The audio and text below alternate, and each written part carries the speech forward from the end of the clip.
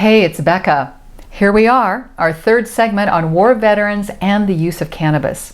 Now, I don't want to bog you down with studies and statistics, but I also don't want you to think there's a bunch of crazy war veterans out there looking to get their hands on the evil weed in order to be stoned all the time.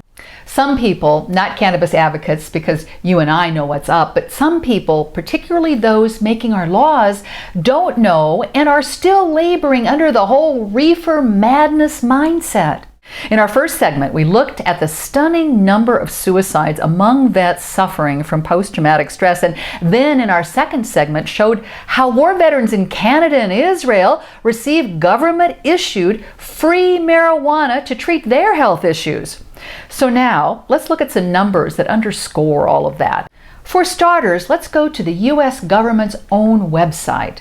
According to the Department of Veteran Affairs, a third of our Vietnam vets are afflicted with post-traumatic stress disorder, 20% from the Iraq War, 11% from the war in Afghanistan, 10% from the Gulf War, and God only knows the percentage of this latest batch of servicemen and women.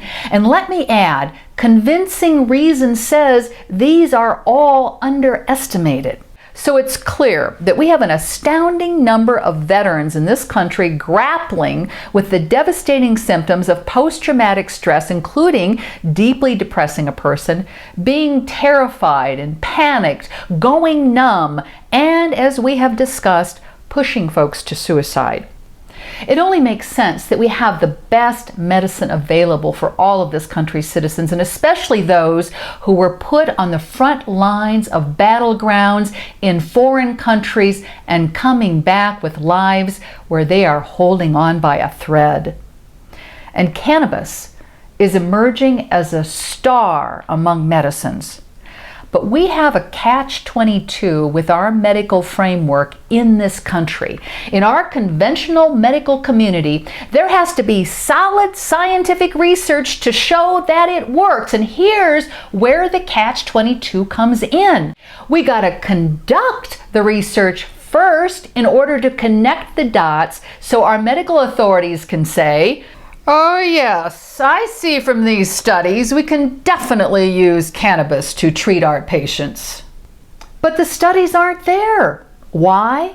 Over these last nearly 80 years, the war on drugs has prohibited any research about the positive uses of cannabis. In fact, one organization in particular has been working for 22 years trying to get U.S. government approval along with the resources to conduct these studies. But the various government agencies continue to drag their feet.